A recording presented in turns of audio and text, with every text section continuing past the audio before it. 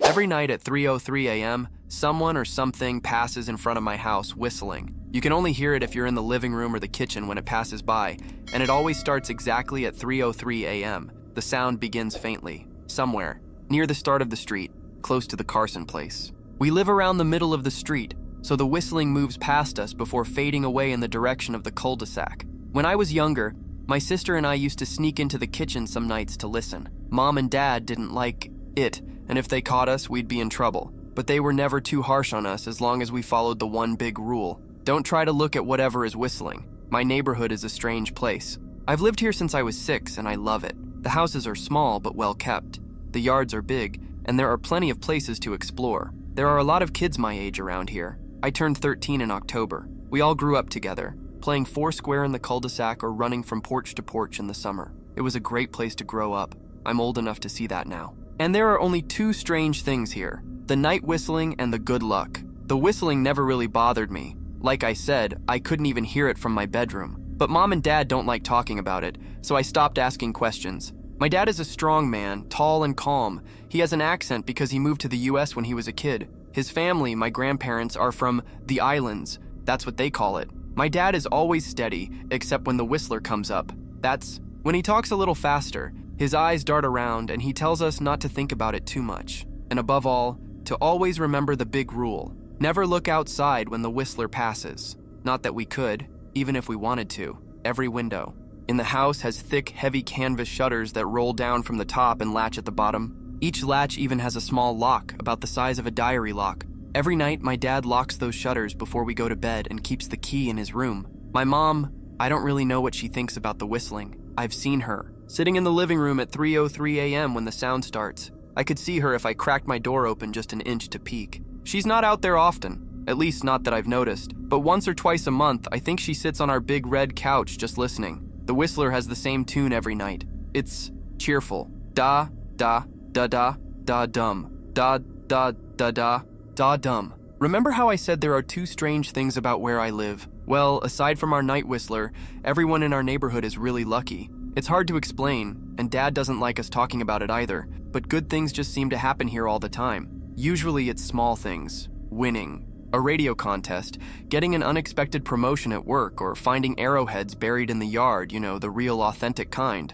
The weather is always pleasant, there's no crime, and everyone's gardens bloom extra bright in the fall. A million little blessings I've heard my mom say about living here. But the real reason we stayed, the reason we moved here in the first place, was my sister Nola. She was born very sick, something with her lungs. We couldn't even bring her home when she was born, only visit her in the hospital. She was so small, I remember, smaller than the other babies. A machine had to breathe for her. We moved into this house to be closer to the hospital, and as soon as we did, Nola started getting better. The doctors couldn't explain it. They said it must have been the treatments, but you could tell they were confused. But my parents knew. Even I knew. Nola's recovery was just another one of the million little blessings that came from living here. And that's why we stayed. Even after we found out that, for every little miracle that happens here every day, once in a while, something bad happens, but those bad things only happen if you try to see the whistler. You see, our neighborhood has a welcome committee. Whenever someone new moves in, they show up with a macaroni casserole, a gift basket,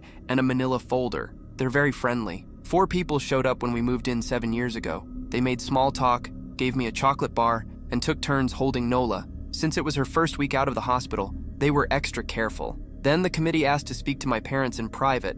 I was sent to my room, but I still managed to hear nearly every word. The welcome committee told my parents about how special the neighborhood was, really exceptional, almost impossible to explain. And then they told them about the whistling. They said it happened every night at 3:03 a.m. and ended exactly at 3:05 a.m. The group, our new neighbors, warned my parents that the whistling was quiet, that it would never harm or hurt us, as long as we never tried to see what was making the sound. This part they emphasized a lot, and I pressed my ear against the door, straining to hear them. People who tried to see the whistler had their luck change, sometimes tragically. A dark cloud would hang over anyone who looked. Everything that could go wrong would. The manila envelope the committee brought contained newspaper clippings, stories about car crashes, ruined lives, public deaths, and freak accidents. Not everyone dies, I heard the head of the committee tell my dad, but the life goes out of them. Even if they live, there's no light in them ever again. No presence. My mom. I could tell she wasn't taking it seriously.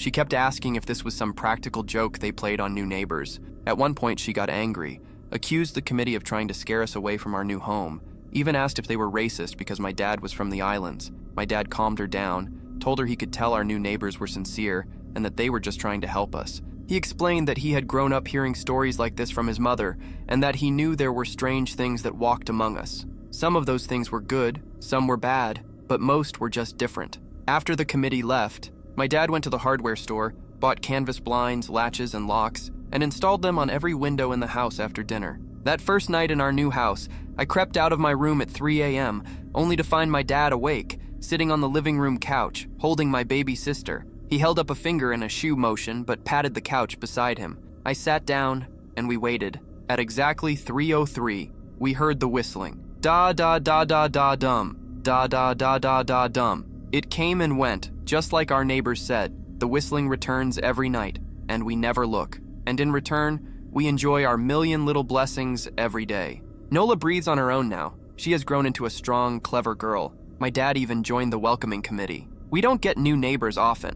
Why would anyone want to leave? But when a new family moves in, my dad and the committee bring them the same macaroni casserole, the gift basket, and the manila folder. And I always know, just by the look on my dad's face when he comes back, whether the family took the committee seriously or if we'd be getting new neighbors again very soon. Not long ago, a family moved in right next door. The previous owner, Ms. Maddie, passed away at age 105. She had lived a long and good life. Our new neighbors seemed to fit in just fine. They believed the welcoming committee, took my dad's advice about locking the shutters, since they had a young child of their own. Whatever newspaper clippings were in that manila envelope, whatever evidence, my dad never let us see it. But I imagine it must have been very convincing, because our new neighbors had no issues for the first month, until one night, when they had to leave town. They sent their son Holden to stay with us. He was 12 years old, a year below me in school. I didn't know him well, but as soon as his parents dropped him off after dinner, I knew that night would be trouble. Do you know who's out there whistling every night? Holden asked the moment the adults left the room. The three of us were sitting in the den, some Disney movie playing in the background.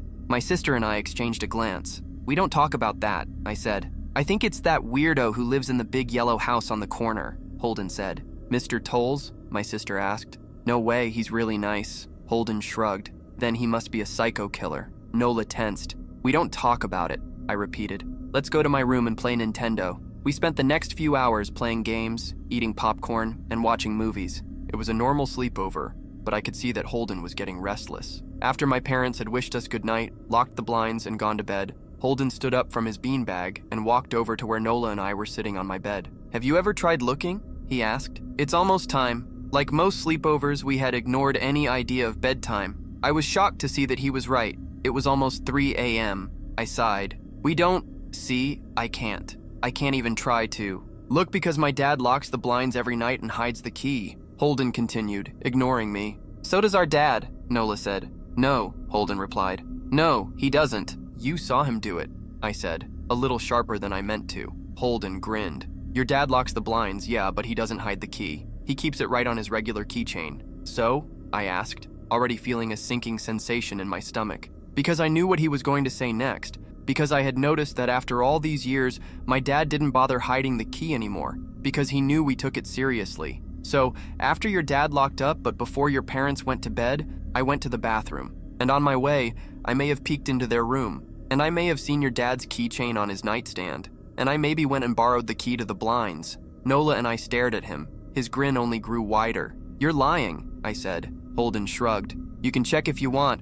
Just open your parents' door and look. You'll see his keychain right there on the nightstand. Stay here, I told both of them. Don't move a muscle. I hurried to my parents' room but hesitated at the door. If Holden wasn't lying, my dad would be furious. Beyond furious. Just the thought of it terrified me. But what terrified me even more was the possibility of an open window, with the whistler right outside. I opened the door barely an inch and peeked inside, but it was too dark to see anything. Taking a deep breath, I stepped into the room. 2 steps into the darkness, I froze. The whistling started, and I could hear it clearly, from inside my parents' room. I had never realized it before, but they must have heard that sound every night since we moved in. They never told us. I don't think I could have slept through it. I stood there, listening to the whistling grow closer, unsure if I should turn on a light or call for my dad. Soft sounds from the living room snapped me back to reality. Nola! I yelled, running out of my parents' room. Holden and Nola were standing near the front door, right next to a window. Holden wasn't lying. I saw him fidgeting with the lock on one of the blinds. I heard a click. He had the key. Holden let out a quick laugh. Nola stood next to him, curled up, scared, but maybe curious. The whistling was right outside our house now. I think I made a sound, called out, but I can't remember. Time felt frozen, like the hands of a clock nailed to its face. But somehow, I moved. I'm not fast. I've never been athletic. But somehow, I crossed the space between me and Nola in a flash. My eyes were locked on her, but I heard Holden pull the blind all the way down to release it.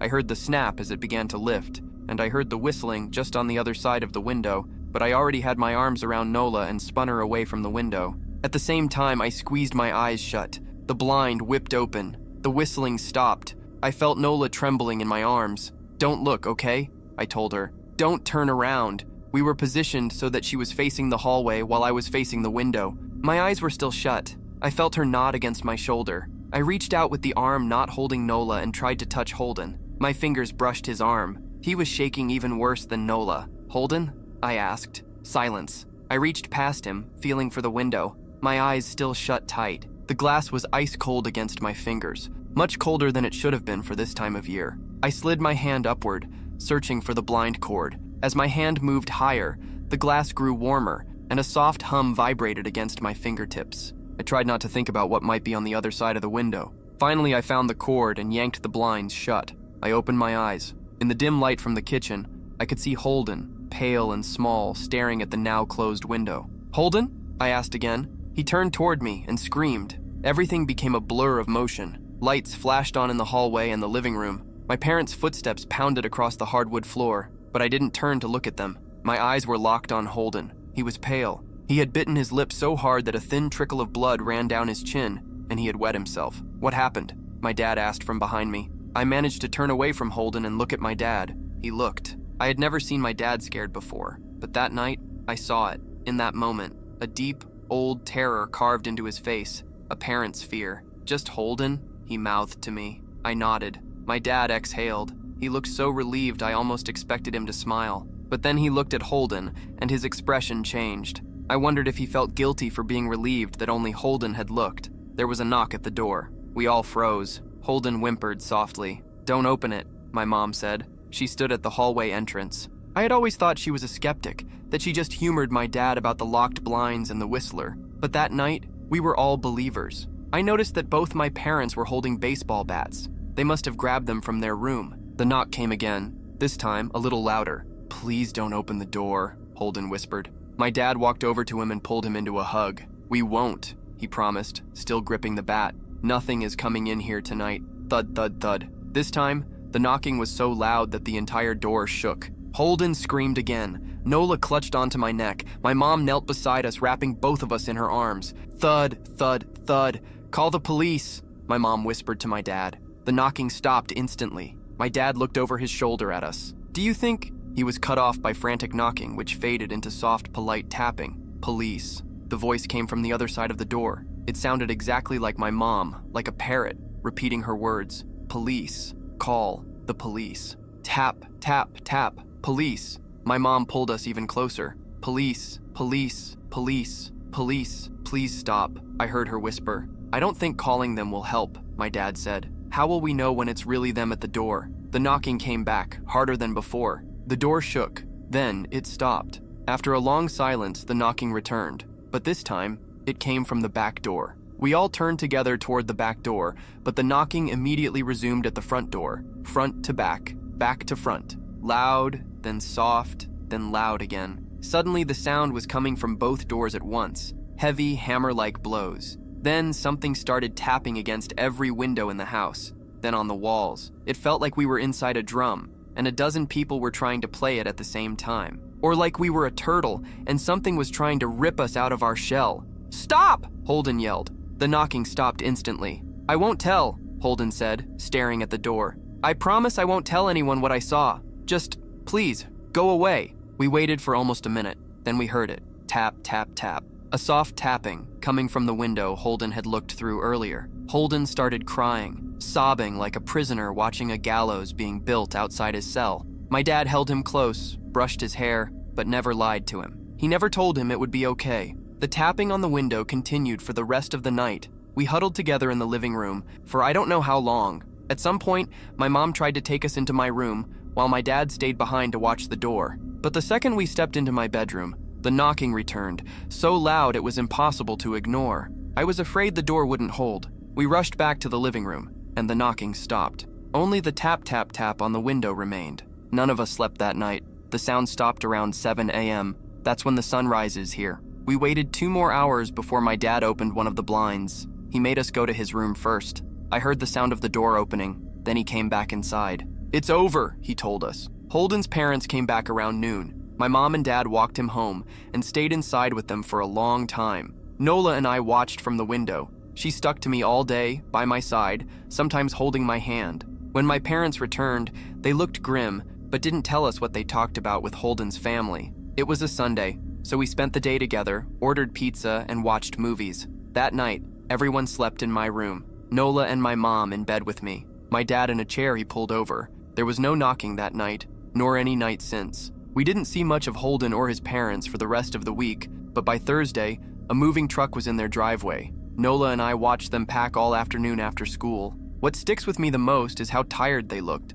All 3 of them, Holden and his parents. They had the same pale faces, tight lips, and empty eyes. Even from across the street, I could tell something was very wrong. Before sunset, Holden and his family were gone. I remember what the original welcoming committee told my parents when we moved in. Not everyone who looks at the Whistler dies, but even those who live, the light goes out in them, and the rest of their lives are filled with misfortune. A million little tragedies. I think Holden's parents must have looked too, maybe to comfort him if they didn't believe, or to share the burden if they did. Sometimes, I watch Nola, happy, young, alive, and I wonder if I had been slower, if she had looked out the window. That night, would I have looked too, to comfort her, to share that burden?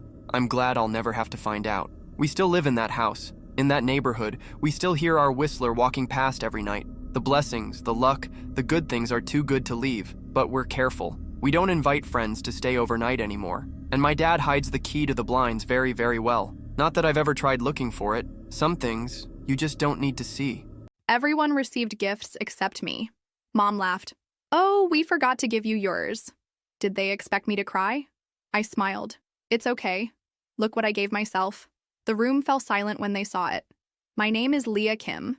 I'm 31 years old, and 5 years ago I left Seattle without looking back. I worked as a back-end developer for a cybersecurity company that had contracts with major banks and government agencies. I wasn't just good at what I did, I was indispensable. I solved problems that other teams couldn't even describe. But outside of work, it was as if I didn't exist. At least, not to my family. We hadn't spoken since 2016. So when my phone vibrated on a quiet Wednesday in October 2023, I was surprised to see my cousin Rachel's name. She was the only one who had my new number. "Leah," she said softly, "your parents are trying to contact you. They want you to come home for Christmas." I sat slowly on the edge of the bed in my small Brooklyn apartment. "Now?" I asked. "After all these years?" "They've been asking about you," Rachel said. "It seems like they're serious this time." I hung up and stared at the wall. I hadn't thought about my family for months. Years, actually. But the memories came back quickly. I was always the odd one out, never the favorite. I remembered when I was 13 years old, sitting in a cold office chair with my knees to my chest while Dr.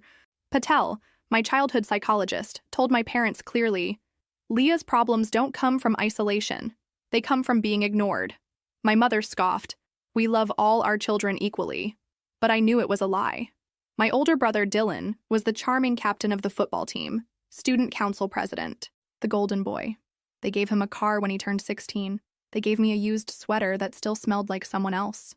Even at Christmas, Dylan's gifts gleamed under the tree. Mine looked like they were bought at the last minute. But this year, they were finally calling me back, and I had no idea who I'd become. Family gatherings had always been a nightmare. Dylan stole the spotlight. Charismatic, loud, charming. I faded into the background like another piece of furniture. No one noticed. That's when I discovered programming. It all started with an old flyer pinned to the school bulletin board. Introduction to Computing Club, Room 207, Thursdays after school. I went once and never missed again. For the first time, I felt like something understood me. It wasn't people. It was the logic of code. The club became my refuge. We repaired old computers with parts from the trash. We exchanged books, debated compilers, and stayed up late helping each other with bugs. I even developed my first game on a borrowed laptop. Mr. Alvarez took me aside one day. "You have a special talent, Leah," he told me. "Don't let anyone make you feel less." At 17, I already had a plan. I applied to universities, left Seattle, and decided to build my future from scratch. Dylan, of course, was already at an elite university in California with all my parents' financial support. And then came that graduation dinner. My dad raised his glass. "To Dylan, proud of you at Stanford." Everyone toasted. Then my mom added, "And Leah? We're encouraging her to look for stable work." My uncle joked, "We need dishwashers at the restaurant," and the whole table burst into laughter, including my parents. I didn't laugh. What they didn't know was that I had already been accepted with a full scholarship to a top-tier technology program in New York. Tuition, housing, and even a stipend all covered. I packed quietly and moved to a dorm in Manhattan. I worked as a waitress part-time, graduated with honors, and got my dream job at a cybersecurity firm before the ink was dry on my diploma. 4 years later, I led a multi-million-dollar integration for a global bank. The bonus was enough to buy property. So I called a real estate agent. In a few days, I found the perfect apartment in Fort Greene. 2 bedrooms, modern kitchen, exposed brick, near the park. At 31, I officially owned my own home. 2 weeks before Christmas, I had a small gathering to celebrate. Just my true friends, the ones who saw me stay up late, cry over code errors, and still keep going. We sat on cushions on the floor eating Thai food with cheap wine, surrounded by unopened boxes and lots of laughter. Lisa raised her glass. "To Leah," she said, "the quiet one who turned silence into power." We toasted. I smiled, but there was a thought that wouldn't leave me. In a week, I would be going home. But this time, I wasn't returning as the invisible girl. This time, I was coming back as someone who knew her worth. The week before Christmas, I took a few days off work. I packed simple but thoughtful gifts and drove the 6 hours to my old neighborhood in North Seattle. The house hadn't aged well. Faded paint, untrimmed bushes, a porch light that flickered like a dying memory. I rang the doorbell with trembling hands. Footsteps were heard, and then the door opened with a creak. "Leah." My mom blinked. "Wow, it is you." She gave me a brief, tense hug. "You look different." Inside, the smell hit me. Old wood, stale air, and that eternal bowl of dried potpourri. The living room was full. Conversation stopped when everyone turned to look at me. "Look who decided to show up," someone said. "Someone's wearing fancy pants," whispered another voice. I looked down. Perfect cut black pants and a designer coat. Quiet luxury. Clearly lost on this audience. Then Dylan came out of the kitchen, smiling. "Everyone, this is Mia, my wife," and he pointed to her belly. "Your future niece or nephew." "Congratulations," I said. He smiled smugly. "Still locked in a corner with your computer?" The laughter was immediate. I felt my jaw tighten. "I work in tech," I replied calmly. "If you've ever returned home with more power than they could imagine, subscribe, because next time, the last part of this story changes everything." "Tech?" Dylan mocked. "Like fixing printers or answering support calls?" He turned to the others. Leah was always the weird one. "She probably works from a dark basement." I barely smiled. "Something like that." Mom clapped her hands. "Dinner will be ready soon. Leah, leave your things. Dylan uses your room as an office now, so you'll sleep on the couch." Of course, obviously. The night was a slow rain of condescension. Aunt Nora cornered me by the watery punch. "Your brother is going to launch his own business. He has an amazing vision. And you're still doing that computer thing." "I develop software," I responded. She wrinkled her nose. Well, someone has to do the boring stuff." Uncle Mike leaned in while they were preparing dinner. "We still have that dishwasher position open at the restaurant. It's minimum wage, but it's honest work." "Thank you," I replied politely. "I'm fine." At dinner, they seated me at the end of the table near the kitchen door. As always, Dylan dominated the conversation. "This is going to revolutionize the market," he declared. "We just need the initial capital to get started." "How much do you need?" Dad asked. "About $150,000 to start," Dylan replied, giving me a challenging look. "It's a lot of money, but the risk is worth it." My father nodded, as if he were listening to the theory of relativity explained by Einstein himself. I bit my lower lip to keep from laughing. "I'm sure we can work something out," my father said. "We could mortgage the house. We've always believed in you, son." I felt a lump in my throat. I remembered when I asked for $500 for an advanced programming course. They told me money doesn't grow on trees. Aunt Carmen raised her glass to the future entrepreneur of the family. Everyone toasted enthusiastically. No one looked at me. After dinner, while everyone gathered in the living room to exchange gifts, I slipped away to the kitchen. I needed a break. I took out my phone and checked my emails. 3 security alerts that required my attention. Nothing I couldn't resolve remotely. My mother came in, balancing a stack of dirty dishes. "Could you help a bit, don't you think?" she said in that tone I knew so well. "Of course," I replied, putting my phone away. "You should be out there socializing," she continued as she opened the dishwasher. "You've been missing for years and now you're hiding in the kitchen." I started rinsing the dishes in silence. I thought about telling her that I wasn't hiding, but taking a moment to breathe amid the avalanche of condescending comments. But I knew it was useless. "So?" she asked after a moment. "How are you really doing? Rachel mentioned you live in New York." "I'm doing well," I replied dryly. "Still working with those computers?" "Yes, Mom, I still work with computers." She sighed as if I had confirmed a family tragedy. "At least you have steady work, I suppose." At that moment, Dylan entered the kitchen with an empty wine bottle. He left it on the counter without even looking at me.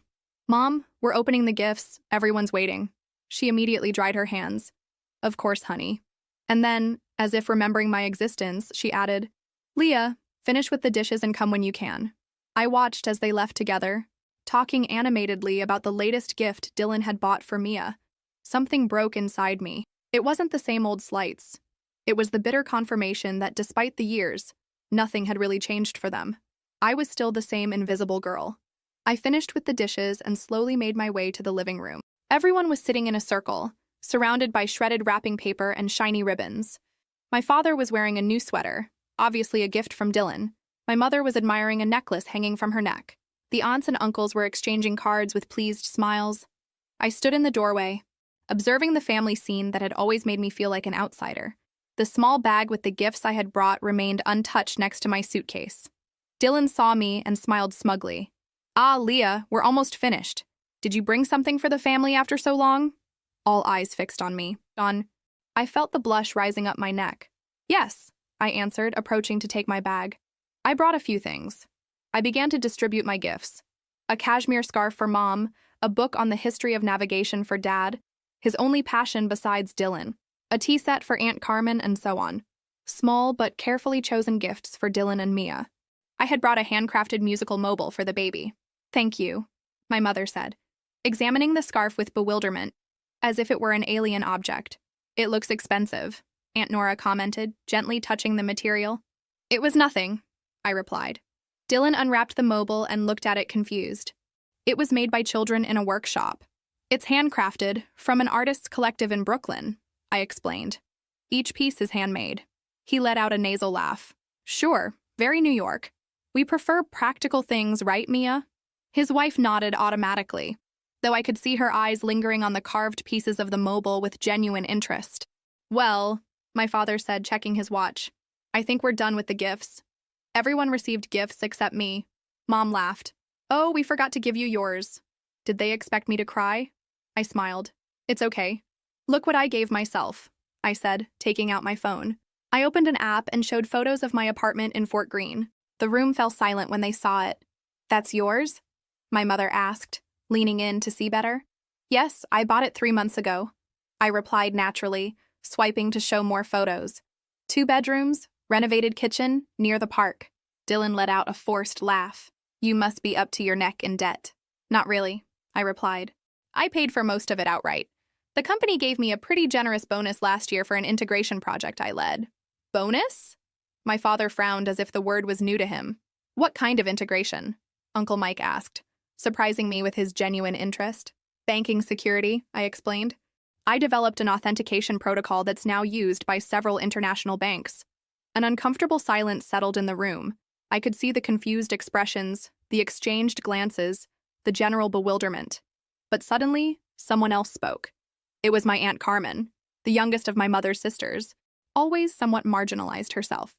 "You work for a bank?" she asked. "Not exactly," I replied. "Our company develops security systems that banks implement. I'm the technical lead for the back-end team." Dylan snorted. "And what does that really mean?" "It means," Uncle Roberto intervened, That your sister probably makes more money than you'll see in your lifetime. His comment surprised me. Roberto had always been the quiet one, the one who observed from the corners at family gatherings. I didn't know he understood technology. Roberto looked at me with a discreet smile. My nephew works in tech too, he explained. He always talks about the people revolutionizing digital security. He mentioned your name once, but I never connected the dots. My name? I asked, confused. Leah Kim, the architect behind the Kim Out protocol, right? The one that solved the vulnerabilities in two-factor authentication systems. I felt my heart race. Yes, that's my work. The expression of disbelief on my father's face was priceless. Are you saying Leah is famous? In certain circles, Roberto replied. My nephew says the best security developers in the country know her work. Dylan stood up abruptly. I'm going for more wine, he muttered, clearly uncomfortable with the turn the conversation had taken. My mother seemed genuinely puzzled. But you never told us. You never asked, I replied simply. The silence that followed was different. It was no longer the uncomfortable silence from before, but one loaded with realization, uncomfortable truths finally faced. Cousin Rachel, who had remained quiet all night, finally spoke. I always knew you'd go far. Leah, since we were kids. I smiled at her gratefully. She had been the only one who really saw me in those years. My father cleared his throat, visibly uncomfortable. Well, we always knew you were smart. We were just worried that, well, that you were alone with your computers. I have friends. Dad, I said calmly. Good friends. And a job I love. I'm not alone. And then, as if the universe wanted to emphasize my point, my phone rang. It was a video call from Lisa and the rest of my friends in New York. Leah! They shouted in unison when I answered. How's the family reunion going? Their smiling faces filled the screen, a mosaic of different colors and expressions, all united by genuine affection. Interesting, I replied, turning the camera to show them the room full of silent relatives. Hello, Leah's family, Lisa greeted cheerfully. We just wanted to wish you happy holidays and tell you that you have an amazing woman in your family. We miss her here in New York. Lisa had always been the extrovert of the group. She continued, Did you know our Leah has just been nominated for the Turing Award next year? It's like the Nobel Prize for computing. My father almost choked on his drink. Award? What? It's not a big deal, I said, feeling the blush rise to my cheeks. It's just a preliminary nomination. Just a nomination? Lisa rolled her eyes dramatically. Derek, you tell them. Derek, my colleague and friend since college, adjusted his glasses with that nervous gesture so characteristic of him. Leah's nomination is a great achievement. Her work in quantum cryptography has revolutionized the field. Few developers achieve this recognition before 40. I saw my mother slowly sink onto the sofa, as if her legs could no longer support her. I quickly said goodbye to my friends, promising to call them later and put my phone away. The silence in the room was deafening. Dylan returned with the wine, clearly having heard part of the conversation from the kitchen. His expression was a mixture of disbelief and something I had never seen on his face when he looked at me. Grudging respect. Pour me some of that wine, would you? I asked with a slight smile. For the first time in my life, he did what I asked, without sarcastic comments. The conversation for the rest of the night was different. The questions now were directed at me, not Dylan. How exactly did my work function? What did quantum cryptography mean? Was it true that banks depended on my systems?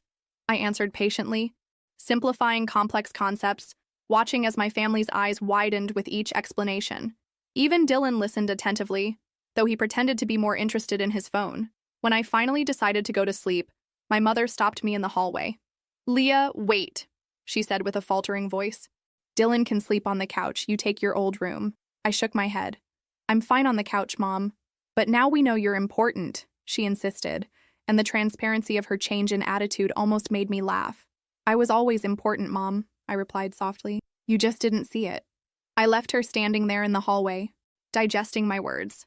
That night, lying on the uncomfortable couch, I checked my work emails.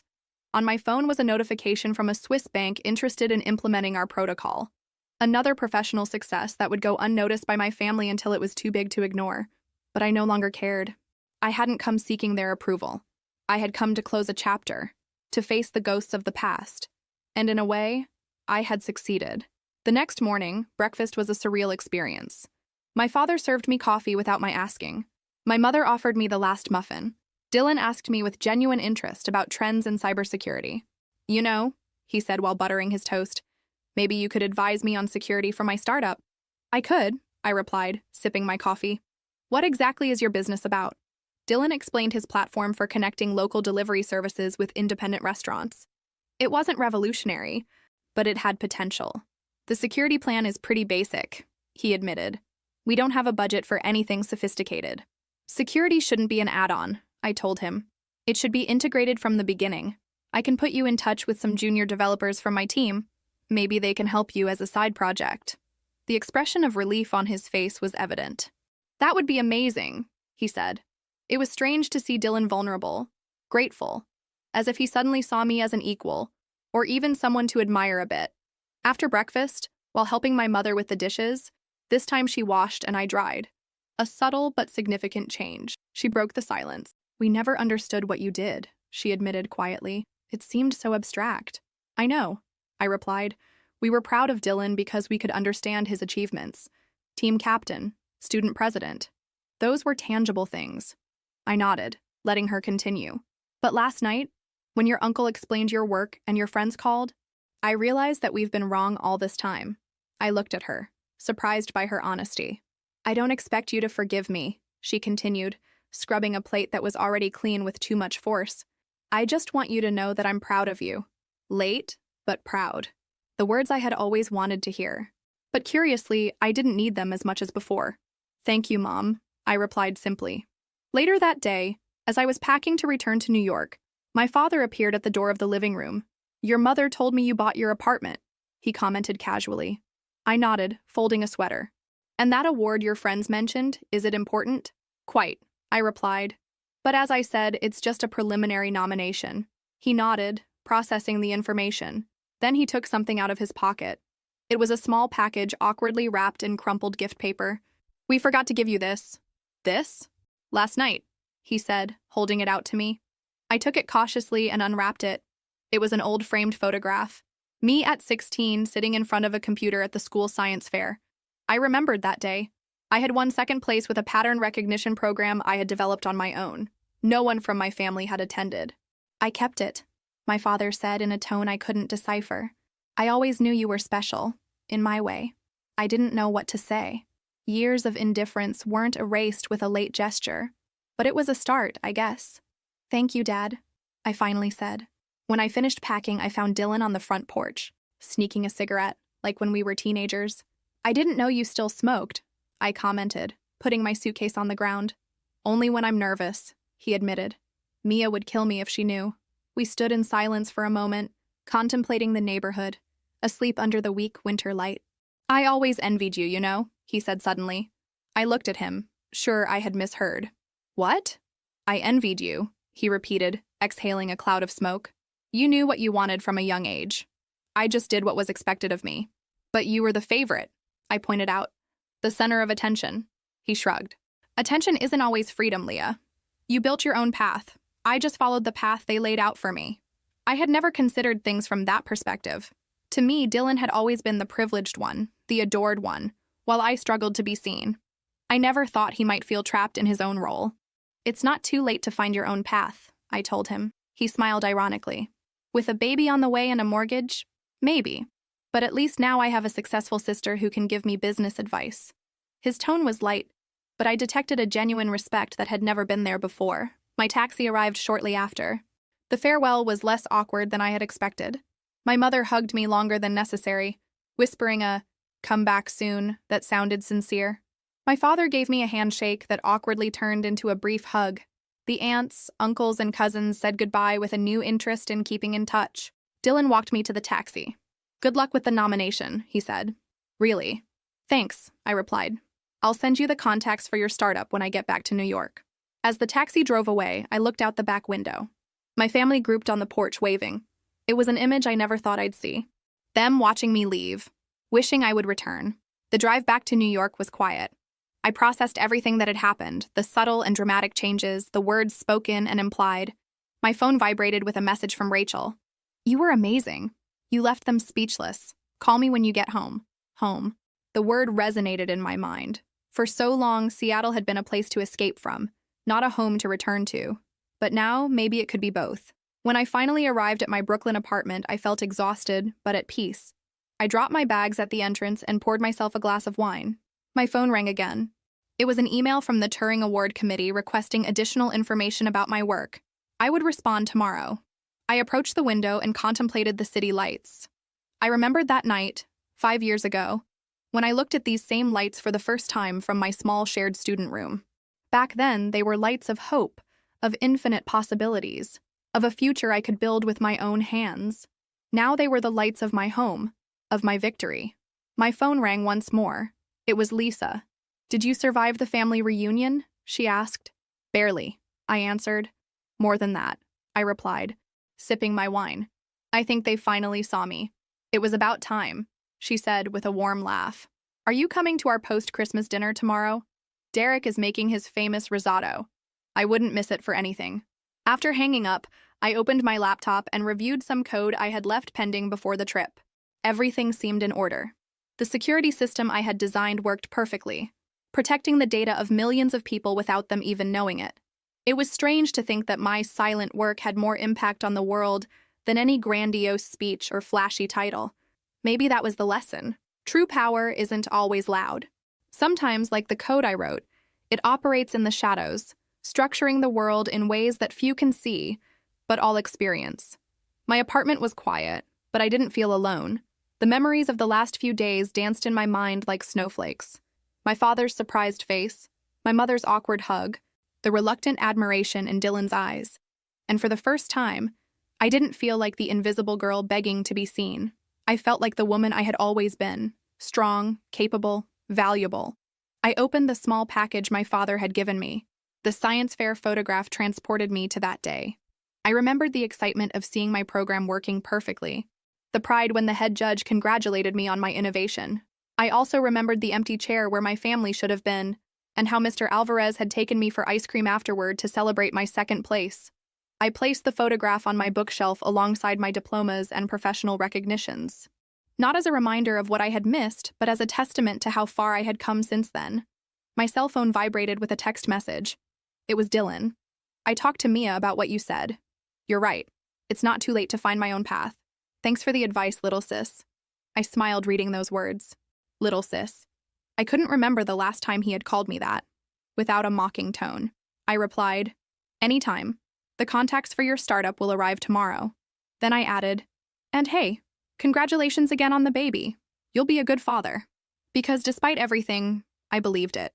Dylan wasn't perfect, but he wasn't the villain I had built in my mind all these years. He was just a man trapped in others' expectations, just as I had been trapped in invisibility. That night, I slept deeply, without the restless dreams that used to haunt me after thinking about my family. The next morning, I woke up with renewed energy and a clarity I hadn't felt in a long time. As I was preparing my coffee, I received an email from an unexpected sender. My mother. The subject simply said, "Your room." I opened it with curiosity. There was a brief, "Leah, we're thinking of renovating your old room. It will no longer be Dylan's office. We want you to have a place here when you come to visit. What color would you like for the walls?" Mom. I stared at the screen, moved by this small but significant gesture. It wasn't an elaborate apology or a grand declaration. It was something more valuable, an acknowledgement of my place in the family, a space reserved for me. I replied, "Mint green. That would be nice." "Thank you, Mom."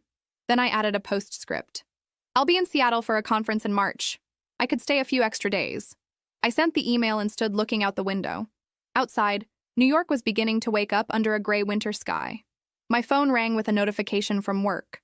They had approved my proposal for the new security protocol I had been working on for months. I smiled. Life continued with its daily challenges and triumphs. But something fundamental had changed. I no longer carried the weight of the ignored child. I had left it behind along with the resentment and pain accumulated over years. It wasn't about my family finally recognizing my value. It was about me recognizing it first and building a life that reflected that truth. The rest, as a programmer would say, was just redundant code. My phone rang again. It was a reminder for the team meeting at 9 in the morning. The technical lead had to be present and prepared.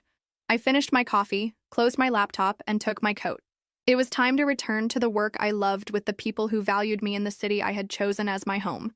In the elevator, a neighbor greeted me cheerfully. "Merry Christmas, Leah. How was the visit to your family? I thought for a moment before answering. Revealing, I said finally. Very revealing. As I walked through the streets of Brooklyn toward the subway station, I felt a new lightness in my steps. The gray sky above my head was beginning to open, revealing patches of bright blue. A new day, a new beginning. In my pocket, my phone vibrated once more. It was Rachel. You know what? I think you should come for New Year's too. The look on everyone's faces when you told them about your work was priceless. Also, your Uncle Roberto wants to introduce you to his nephew, the one who works in tech. He says you're his hero. I smiled. Maybe I would. Or maybe I'd invite Rachel to New York to show her my world. The possibilities stretched out before me like lines of code waiting to be written. While waiting for the train, I reflected on the strange journey my life had been, from the invisible girl in Seattle to the respected woman in New York, from imposed silence to my own voice, from family rejection to professional recognition, and now perhaps toward a reconciliation I never thought possible. The train arrived with a metallic roar, pulling me from my thoughts. The doors opened and I entered, mixing with the human tide of morning workers. In my mind, the pieces of the new security protocol were already beginning to fit together like a complex but fascinating puzzle. I was good at what I did. I was valued for it. And now, for the first time, I felt that these truths resonated in both my professional life and my personal story. The train moved forward, roaring through the tunnels, taking me toward the day that was beginning, toward the future I had built with my own hands, line of code by line of code, a future that was no longer defined by what I lacked, but by everything I had achieved. And that, more than any belated family recognition, was my true victory. 3 months later, as I was packing for my trip to Seattle, I received a notification that would change my career forever. I had been selected as a finalist for the Turing Award. My team organized an impromptu celebration at the office. Cheap champagne in plastic cups, sincere hugs, and a card signed by everyone. We always knew you were exceptional, my boss told me, raising his glass. The world is simply taking time to realize it. That night, as I finished packing, I called my parents to confirm my arrival. I have news, I told them. After the initial greetings, I told them about the nomination, explaining in simple terms what it meant in my field. I don't know if I'll win. It's like winning an Oscar. But for computing, I tried to simplify. There was a moment of silence on the other end of the line. Then I heard my father's voice, husky with emotion. I always knew you were special, Leah, he said, since you were little. It wasn't true, of course. He had never known it. Or if he had sensed it, he had never shown me. But now he wanted to believe it. And I wanted to let him. Thank you, Dad, I replied simply. Your room is ready, my mother interjected. Mint green, as you asked. And I cleaned your old desk. I thought you might want to work a bit while you're here. The gesture moved me more than I expected. It wasn't just a painted room. It was an acknowledgement of who I was now. That would be perfect, I said. Dylan and Mia are coming for dinner on Sunday, my mother continued. They want to show you the baby's ultrasounds, and your Uncle Roberto insists that you meet his nephew. I smiled. Life takes curious turns. 5 years ago, I had escaped from Seattle vowing not to look back. Now I was returning, not as the invisible girl desperate for approval, but as a confident woman, recognized in her field, mistress of her destiny. See you tomorrow, then, I said goodbye. As I hung up, I looked around my Brooklyn apartment. The modern, clean spaces, the view of the city that never sleeps, the technical books stacked next to science fiction novels. All this was my home, my refuge, the place I had built for myself. But maybe, just maybe, I could also start to feel at home in other places. In a mint green room in North Seattle, in the awkward but honest conversations with my family, in the small reconciliations that day by day were healing old wounds. My phone rang one last time that night. It was a message from Dylan with a photo attached. It showed a small office decorated with plants and a modern desk. My new workspace, the message said. Following your advice about starting small but dreaming big. Do you think it will work? I replied, it's a good beginning and that's all you need. Because if I had learned anything on my journey, it was that beginnings, however small, contain the potential for extraordinary transformations. Like a simple line of code that can change an entire system. Like an invisible girl who can become a woman impossible to ignore. I turned off the lights in my apartment and went to bed, ready to dream about the journey ahead. Not just the physical flight to Seattle, but the continuing inner journey toward reconciliation, acceptance, and perhaps something like forgiveness. Because in the end, that was the true victory. no longer needing the approval I had craved for so long, but being open to receiving it now that it finally arrived. My name is Leah Kim. I'm 31 years old, and after so much time running away, I'm finally learning to return, not as the person I was, but as the woman I've become. A woman who no longer needs to hide behind screens and code. A woman who, step by step, is learning to be visible not only to others but to herself. I dated my lawyer boyfriend, Mateo, for 5 years. He canceled our wedding 52 times. The first time, his intern messed up some papers and he left me stranded on the beach to fix it. I waited all day alone. The second time, he left in the middle of the ceremony, claiming his intern was in trouble again. From then on, it was always because of her. Always because of her. I finally reached my limit. I packed my bags and ended things. The day I left, Mateo panicked and tried to find me. Today was wedding attempt number 52, just family this time. I dragged myself to the venue with a fever, only to find Mateo in the groom's room, giving Sophia, the same intern, an ankle massage. She was limping as always. My parents just shook their heads.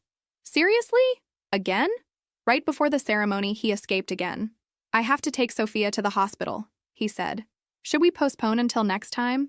He used to beg. This time I didn't smile. It's fine. Sophia probably can't wait. He blinked in surprise. Great. I'll bring you that strawberry cake you love so much tonight. I nodded.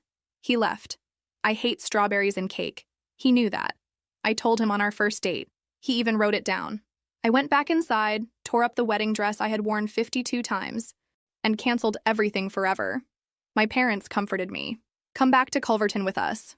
Culverton, where his law firm is located. I studied law because of them. I was supposed to join after graduation, but instead I followed Mateo. I even hid my background to fit his small-town image. In those 5 years, I became partner material. People called us the golden couple. I thought someday he'd be okay with who I really was. That day never came. I agreed to go home. Later that night, while checking social media, I saw Sophia's post. Dragged someone's almost groom to play a game with me. I promised him dinner. It worked like a charm. Same story, same game. I laughed bitterly. Thank God we never legally married. The next morning, I resigned. My boss, Mr. Garcia, tried to stop me. While we were talking, Mateo walked in with a love bite on his neck and Sophia's perfume still on him. Mr. Garcia groaned. Talk to your girlfriend. She's quitting. Mateo intervened. Are you still mad about the wedding? It's not that, I said. I'm just tired.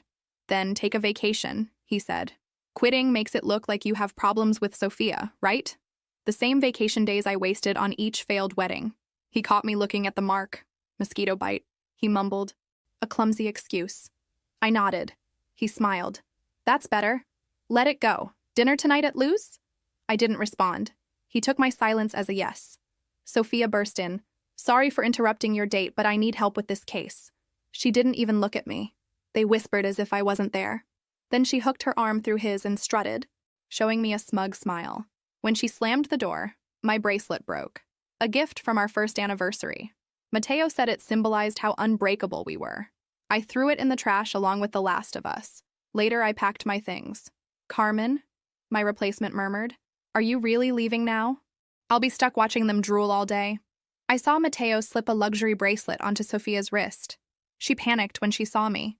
It's just a bracelet, Miss Rainsdorf. Please don't be upset. I smiled. It looks good on you. 5 years, and Mateo never bought me anything like that. Everyone thought I was just a clueless girl from nowhere. Even Carmen seemed furious. I turned to Sophia. I'm not upset. I had bracelets like that back in Culverton. Mateo scoffed. Rennie, stop being dramatic. I'm not angry. You two need to stop making things up about me. After work, Mateo came to help me pack. Dinner is still on at 8. He noticed my bare wrist. Where's the bracelet I gave you? I left it at home. I didn't want to risk breaking it. You used to wear it every day. Before I could answer, Sophia appeared. I'm ready. He lit up.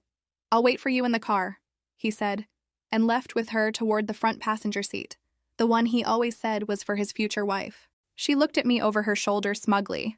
I just nodded. It didn't hurt anymore. At dinner, they sat on the same side of the booth, ordering without looking at me. I stared out the window. Mateo slid me a plate of shrimp. Then Sophia intervened. She ate 3 plates the last time we came here. Mateo turned red. Why are you saying that in front of my fiancé? She laughed. Oops. Sorry. They laughed. I pushed the plate away. Not my thing. Enjoy it, you two. Mateo asked. Are you upset? I smiled. Not too fishy like you two. After dinner, Mateo walked Sophia home. I was the one who closed the door. Then I called a taxi to go to the airport. On the way, Mateo kept texting me. Where are you? Rennie, please answer. You can't just disappear like this. The notifications kept coming one after another, making my phone vibrate incessantly in the taxi seat. The driver looked at me through the rearview mirror with a worried expression, probably wondering if I was running away from an abusive relationship. He wasn't wrong, in a way. I turned off the phone. For the first time in 5 years, I felt genuine relief flowing through my veins. The airport was approaching, and with it, my freedom. But then a call came to the taxi phone. The driver answered, and after a few seconds, handed me the device. It's for you, ma'am. It was Mateo. My stomach churned. How had he gotten the taxi company's number? Rennie, I know you're going to the airport. Please don't do this. We can talk. How did you get this number? My voice came out colder than I intended. I have my contacts. Listen, I canceled dinner with Sophia. I'm coming to get you now. He canceled dinner with Sophia. After 5 years of putting me second, now that I was really leaving, he was canceling something with her. The irony was so bitter I almost laughed. Don't come after me, Mateo. Rennie, I love you. You know that. Love. What an interesting word coming from him. Was leaving me stranded 52 times love? Was leaving our own wedding ceremony to take another woman to the hospital love? Was forgetting that I hate strawberries after 5 years together love? If you loved me, you would have come to our wedding today. Sophia was hurt. Sophia is always hurt. Mateo. And you always run to save her. The silence on the other end lasted so long I thought he had hung up. Then I heard his heavy breathing. Fine. You want to leave? Leave. But don't blame me when you discover you made the biggest mistake of your life. And he hung up. I returned the phone to the driver, who shook his head disapprovingly. We arrived at the airport 15 minutes later, and I bought the first available ticket to Culverton. The flight would leave in 2 hours. While waiting at the gate, I turned on my phone again. 17 missed messages, all from him. I didn't read any. Instead, I called my parents. Rennie? My mother's voice sounded worried. How was dinner? I'm at the airport, Mom. Coming home tomorrow morning. A silence. Then a sigh of relief. Thank God. Your father and I were talking earlier. We never really liked Mateo, you know?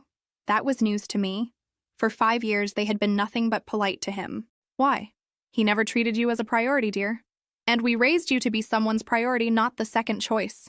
Tears began rolling down my face. Not from sadness, but from relief. Relief from finally hearing someone validate what I had felt for so long. The flight was announced. I hung up after saying goodbye to my mother and boarded. As the plane took off, I looked out the window and saw the city getting smaller and smaller. 5 years of my life were down there, getting farther away every second. And for the first time, that didn't scare me. I woke up with the plane landing in Culverton. The airport was small, nothing compared to where I came from, but there was something comforting about its simplicity. My parents were waiting for me in the arrivals area, and the hug I received was the first genuine hug I had felt in months. Welcome back home, daughter, my father murmured in my ear. Home. The word sounded strange after so long, but it also sounded right. On the way home, my mother told me the town's news. Who had gotten married, who had gotten divorced, who had opened new businesses. It was comforting to hear about lives that continued, that changed and evolved naturally, without drama or lies. By the way, my father said as he entered the garage, I talked to the firm's partners about your return. They're eager to have you back. My parents' law firm was successful, specializing in corporate and real estate law. I had grown up playing among the files, dreaming of someday working alongside them, until Mateo appeared and changed all my plans. I'd love to come back, I replied, and I realized it was true. They settled me in my old room, which they had kept exactly as I left it. My diplomas were still hanging on the wall, my law books organized on the shelves. It was like going back in time before making all those wrong decisions. I spent the rest of the day arranging my things and trying to process everything that had happened. In the evening, my parents insisted on ordering Chinese food, my favorite when I was a teenager. We were eating and talking when my phone rang. It was Mateo.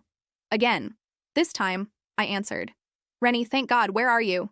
At home. At home? Your apartment is empty. I have a key, remember? Of course he had a key. And of course he had invaded my apartment. Not that home, Mateo. My real home. Culverton. The silence was deafening. You really left. I said I would leave. Rennie, this is ridiculous.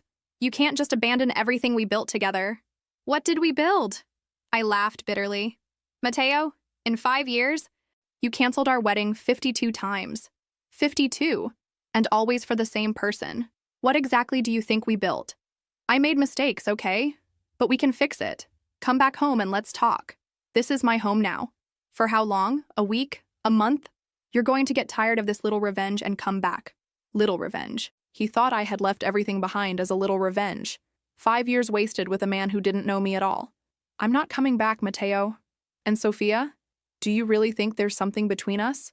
The question caught me off guard. Not because of the question itself, but because of the way he asked it. As if the answer mattered. As if after everything, he still expected me to be jealous. Honestly, I hope so. You deserve each other. And I hung up. My parents had heard the entire conversation. My father shook his head disapprovingly while my mother took my hand. You did the right thing, dear. That night, lying in my teenage bed, looking at the ceiling I knew so well, I felt something I hadn't felt in years. Peace. It wasn't happiness yet, it was too early for that. But it was peace. And for now, that was enough. The next morning, I woke up early and went to the firm with my father. The building was smaller than I remembered, but still imposing, with its brick facade and large windows facing the town's main square.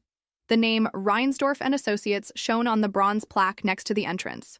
Rennie! The secretary Dolores greeted me with a huge smile. She had worked for my parents since before I was born. How good to have you back. Dear, you've grown so much. I spent the morning reacclimating to the firm, reviewing cases and meeting new employees. It was surprising how everything seemed familiar, even after so long. Law had always been natural to me, a second language I spoke fluently. Around noon, while having lunch with my parents at the small cafe on the corner, my phone rang. It wasn't Mateo this time. It was Carmen, my former coworker. Rennie? Thank God you answered. You need to know what's happening here. Carmen, I don't work there anymore. Whatever it is, it's not my problem anymore. It's about Mateo and Sophia. My stomach tightened, but I kept my voice steady. What about them? They're not even trying to hide it anymore. After you left yesterday, they left the office together holding hands. And this morning, she arrived wearing his shirt. I felt a strange mix of validation and disgust. I had been right all along. All the signs were there, all the cheap excuses, all the convenient emergencies. And I had wasted 5 years of my life pretending not to see. Carmen, thanks for letting me know, but there's more. Mr. Garcia is furious. He discovered that Mateo had been using the firm's resources to pay Sophia's medical bills.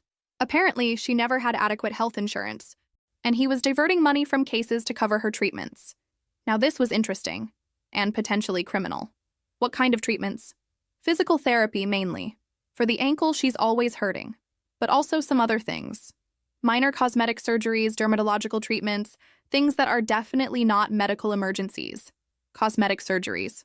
Dermatological treatments.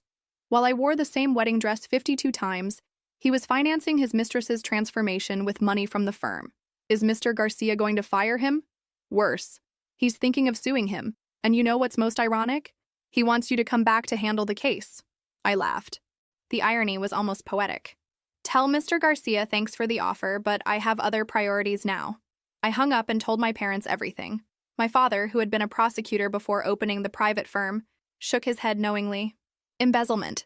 If they prove he used firm money for personal purposes, he could go to jail. Good, was all I could say. My mother looked at me with concern. You're not too happy about this, are you? She was right.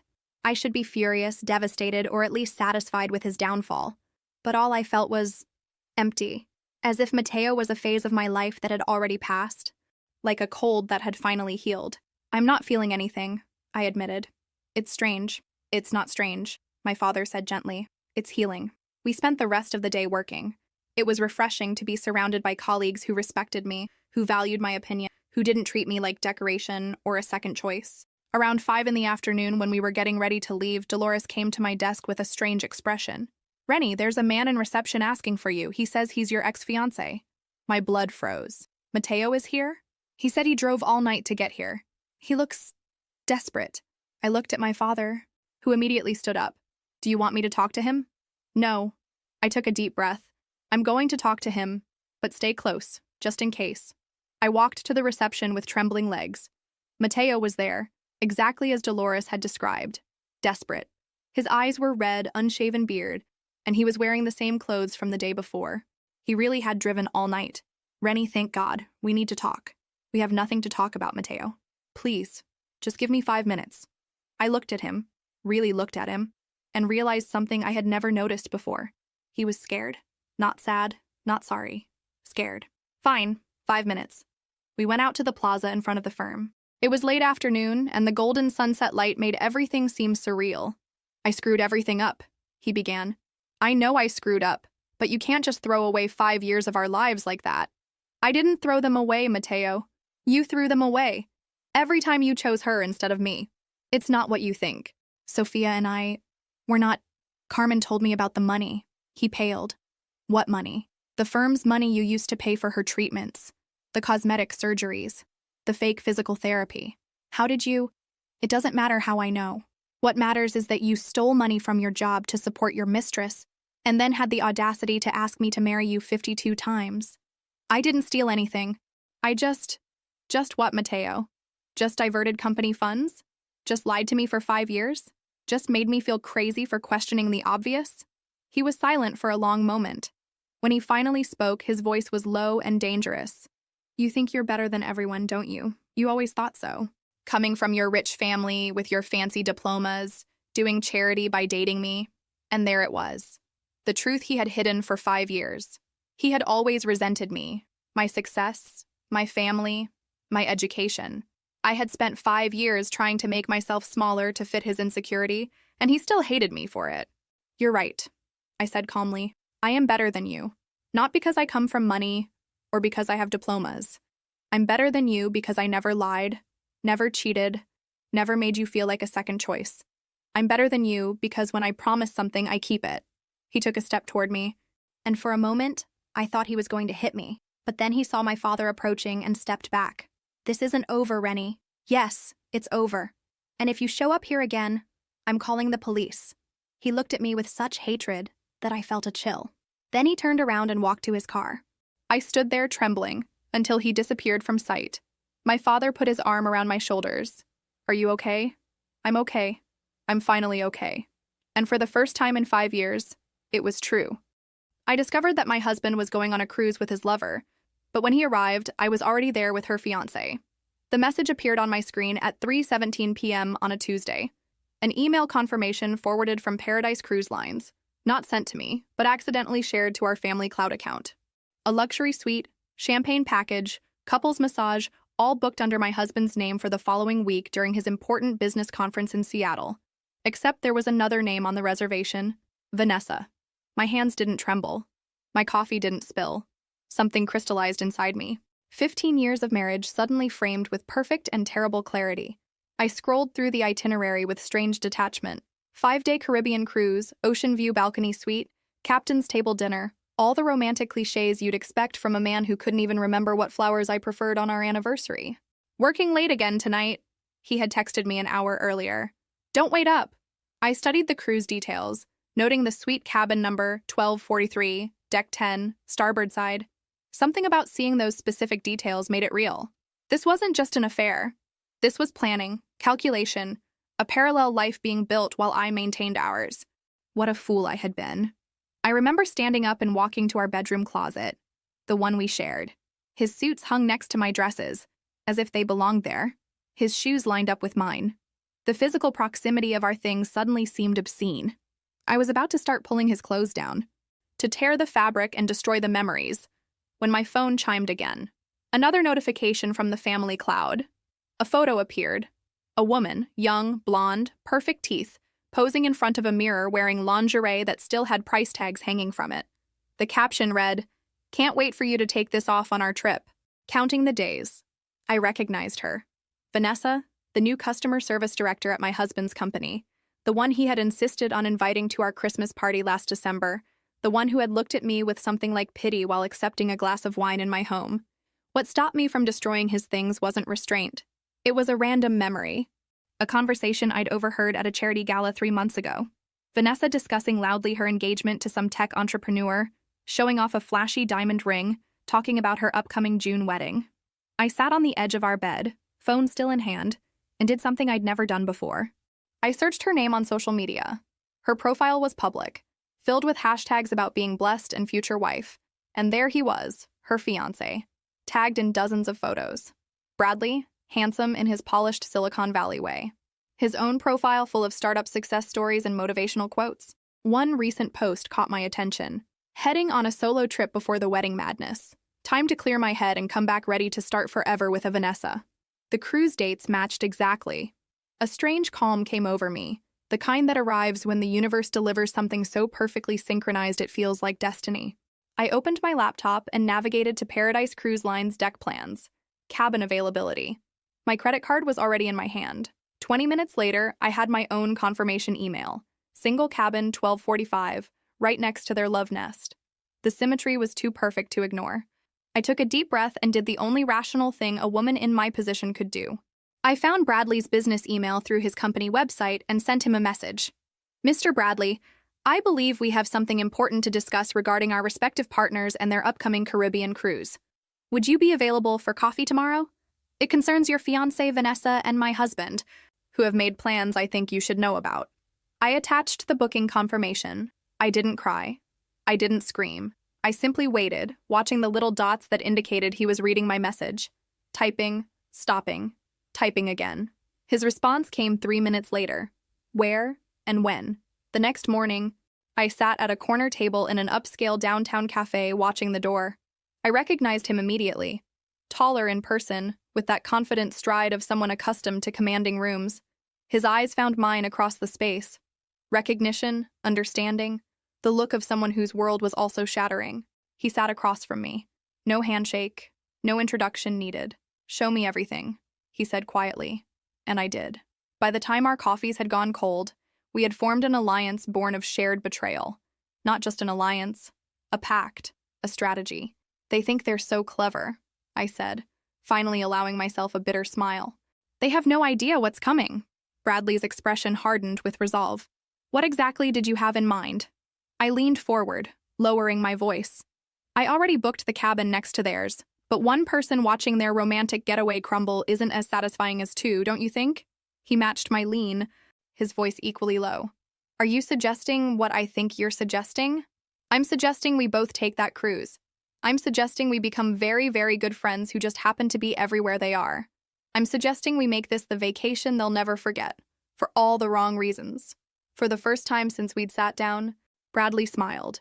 It wasn't a pleasant smile. It was the smile of someone imagining sweet, calculated retribution. I'm in, he said, but we need to be smarter than them. We need a plan that doesn't just catch them, but destroys whatever fantasy they've built. I nodded, feeling something like excitement beneath my anger. By the time we dock back in Miami, they'll wish they never set foot on that ship. The week before the cruise passed in an Academy Award-worthy performance. I kissed my husband goodbye as he packed his conference clothes. I helped him choose a tie for his presentation. I even drove him to the airport, waving from the departure lane with a smile plastered on my face. I'll miss you, he said, his eyes not quite meeting mine. Oh, I'm sure the time will fly, I replied, thinking of the swimsuits and evening dresses already packed in my own suitcase, hidden in Bradley's temporary apartment. As soon as his plane took off, not to Seattle but to Miami, I drove straight to the port where Bradley was waiting. We had spent every day of the past week planning, coordinating, building a backstory that would make us seem like old college friends reuniting by chance, practicing our reactions for when we accidentally ran into our cheating partners, memorizing the ship's layout. We booked identical shore excursions to the ones they had scheduled. How are you feeling? Bradley asked as we checked in at the cruise terminal, his hand briefly touching my shoulder. I keep alternating between wanting to cry and wanting to push them both overboard, I admitted. He nodded. I've already looked up maritime law. Unfortunately, that would be frowned upon. That unexpected flash of dark humor made me laugh for the first time in days. It felt strange in my throat. We boarded separately, agreeing to meet later after settling into our cabins. I found mine easily, 12:45, right next to where my husband would soon be caressing his lover. I pressed my ear to the adjoining wall. Empty for now. Their flight wouldn't arrive for a few hours.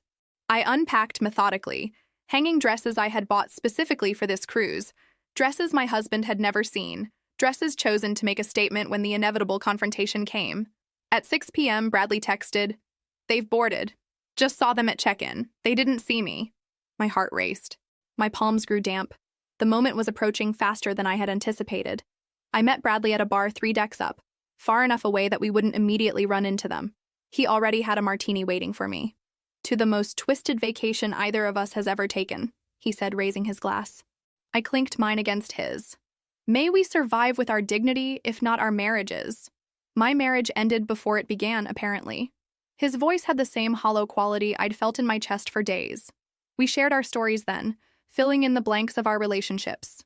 Bradley had met Vanessa at a tech conference 2 years ago. They had gotten engaged quickly. Too quickly, he realized now. There had been signs of her infidelity, unexplained absences, secretive phone behavior, sudden work emergencies. I ignored it all, he said, staring at his drink. I wanted so badly to believe I'd found the right person. 15 years, I replied. 15 years I gave him. We talked about children. We decided together to focus on our careers first. We had a timeline. Next year was supposed to be our year to try. My voice broke unexpectedly. Bradley's expression softened. "I'm sorry." "Don't be. Be angry. I am." We spent hours talking, drinking enough to stay relaxed but not enough to cloud our judgment. We needed to be sharp, ready. Around 10 p.m., we ventured to the main dining room for the welcome dinner, and there they were, sitting at a table for 2 near the windows. My husband's hand rested on the small of Vanessa's back as they studied the menu. Intimate, comfortable, practiced. The sight hit me harder than I expected. This wasn't their first trip together. This wasn't new. The realization made my knees buckle slightly. Bradley steadied me with a hand on my elbow. "Not yet," he whispered. "Let them think they got away with it. Tomorrow we begin." We retreated to a different restaurant, but I couldn't eat. My stomach was a knot of acid and anger. "How long do you think this has been going on?" I asked, pushing pasta around my plate. "Does it matter? A day? A month? A year? They both betrayed us." "It matters to me," I insisted. "I need to know how much of my life has been a lie." Back in my cabin that night, I pressed my ear to the wall again. I could hear them laughing, murmuring, the occasional creak of bed springs. I recorded it all, evidence for what was to come. I barely slept. When morning came, I met Bradley for breakfast on the Lido deck. We had determined that our cheating partners had booked a snorkeling excursion at our first port of call, a small private island owned by the cruise line. "Ready for day 1?" Bradley asked, sliding a coffee toward me. "As ready as I'll ever be." We took the tender to the island 30 minutes after my husband and Vanessa had left. We spotted them easily on the beach, sharing a lounge chair, her head on his chest, his fingers running through her hair. Bradley and I set up our own chairs exactly in their line of sight, but angled so they wouldn't notice us immediately. We waited for the perfect moment, the recognition, the shock. It came when my husband stood up to get drinks from the beach bar. He turned, 2 frozen cocktails in hand, and froze mid-step when he saw me. The drinks tilted, blue liquid splashing over his hands. I gave a little wave, as casual as if we were running into each other at a grocery store. His face went pale so quickly I thought he might faint. He stood paralyzed, unable to move toward me or back to Vanessa, who was still scrolling through her phone obliviously. I adjusted my new swimsuit, a daring red piece I never would have chosen before, and walked directly toward him. "What a coincidence," I said, loud enough for nearby sunbathers to hear. "How lucky to run into you here. The weather looks different than I remembered from Seattle." He opened and closed his mouth, speechless. Over his shoulder, I saw Vanessa look up, confusion crossing her face, then horror as she spotted Bradley approaching behind me. "What? How?" My husband finally managed. "Your lover should be more careful about sharing your itinerary on the family cloud account," I said pleasantly. "Oh, and you should meet my friend Bradley. I think he already knows your girlfriend." I turned to Vanessa, whose face had turned the color of sour milk. "That engagement ring looks beautiful in the sunlight. Does your fiancé know you're engaged? Or is that just a detail you've overlooked while planning your romantic getaway?" People were watching us now, openly staring at the drama unfolding on the perfect white sand. "This isn't what it looks like," my husband finally said, the most cliched phrase possible. "Really?"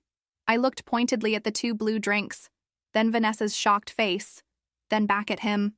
"Because it looks exactly like you're on a cruise with your lover while telling your wife you're at a business conference in Seattle." Bradley stepped forward, addressing Vanessa directly. "We've booked all the same shore excursions as you. Isn't that a wonderful coincidence? We'll have lots of quality time together on this trip. And that was just the beginning. The first day of 5, the foundation of what would become the most unbearable vacation for two people who thought they had gotten away with betrayal. I knew then that I had given this man everything. My youth, my trust, my unconditional support through career changes and family losses. I had been there through it all, believing we were building something meaningful together. And all the while, he had been building a separate life, a life that didn't include me. I gave them one last smile. Enjoy your drinks. The cruise is just beginning. That night, Bradley and I regrouped in my cabin, analyzing the day's confrontation and fine-tuning our strategy for the days ahead. The initial shock had provided satisfaction, but it wasn't enough. Nowhere near enough for the depth of their betrayal. They're rattled, Bradley observed, pacing the small confines of my room. I intercepted Vanessa trying to change their dinner reservations and shore excursions.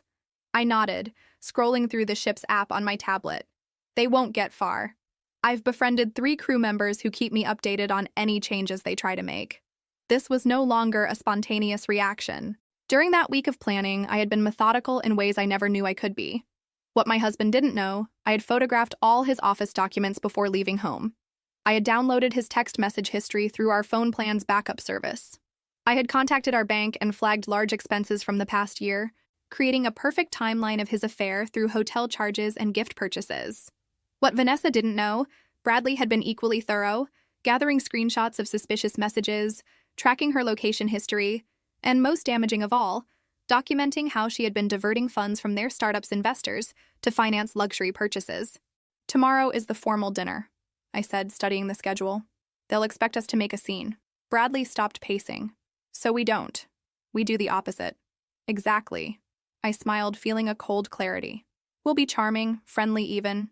We'll invite them to join our table. We'll talk casually about psychological warfare. Bradley nodded appreciatively. The anticipation of confrontation is often worse than the confrontation itself. I stood and walked to my suitcase, pulling out a sealed envelope. I've been saving this for the right moment. Now I think I know when to use it. Inside were photos, security camera images from the ship showing my husband and Vanessa on previous cruises, dates, timestamps, proof of a pattern going back 18 months. The head of security had been surprisingly helpful after I explained my situation and offered a generous consulting fee. How did you get these? Bradley asked, impressed. Let's just say when your husband brags about always booking the same cruise line for business trips, it creates a traceable pattern. I laid the photos chronologically. 8 cruises in 18 months. Always with her. Always during what he claimed were conferences or client meetings. Bradley whistled softly. That's not a romance. That's a second relationship. Exactly. And tomorrow night, I want them both to understand that we know everything. Not just this cruise. Everything. We stayed up past midnight, planning every interaction, every casual encounter for the remaining days. We were no longer improvising. This was choreographed retribution. The next morning brought another shore excursion, a tour of ancient ruins at our first port of call. As planned, Bradley and I arrived just as my husband and Vanessa were boarding the tour bus. The color drained from their faces when they saw us. I smiled brightly and took the seat directly behind them. Good morning. Sleep well? Vanessa stared straight ahead, rigid with tension. My husband attempted a weak smile. Look, we can talk privately. Oh, we'll have plenty of time to talk, I assured him. We have 3 more days together on this lovely ship. No rush. During the tour, Bradley and I maintained pleasant conversation, occasionally directing innocent questions to our uncomfortable companions. Have you visited these ruins before? Isn't the architecture fascinating? Each normal interaction seemed to make them more nervous than a direct confrontation would have. When we returned to the ship, they were visibly unraveling, exchanging tense whispers, looking over their shoulders, jumping at every corner where they spotted us. For that night's formal dinner, I wore a black dress I had bought specifically for this cruise, elegant, understated, with just enough edge to make a statement. Bradley wore a tailored suit that highlighted all the advantages of his athletic build. We entered the dining room deliberately 15 minutes after my husband and Vanessa had been seated. May we join you? I asked, already pulling out a chair at their table for 2.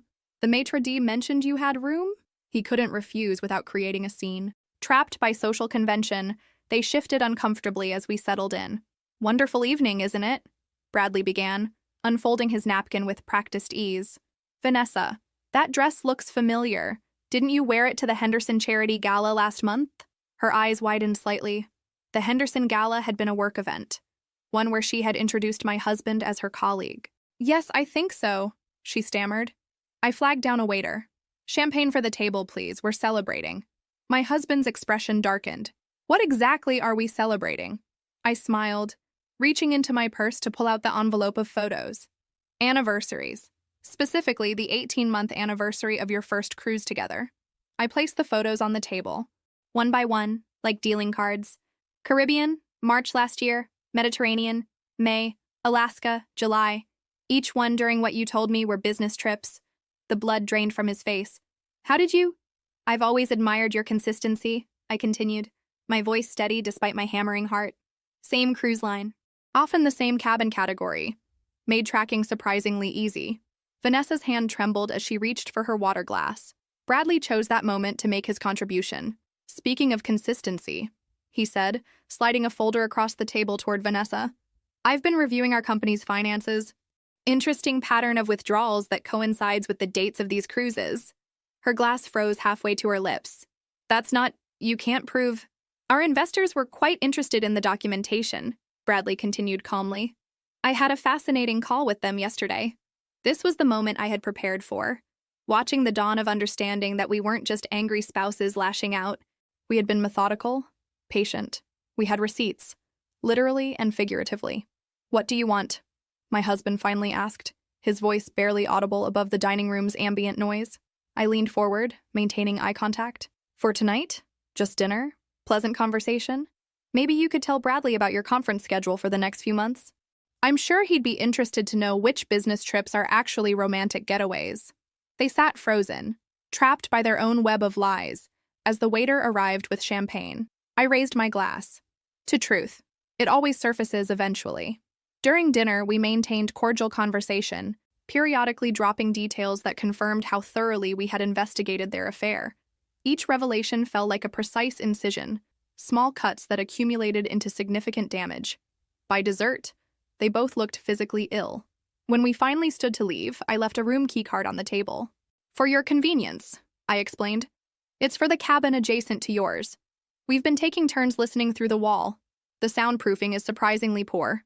My husband's face contorted with the understanding that even their most intimate moments had been compromised.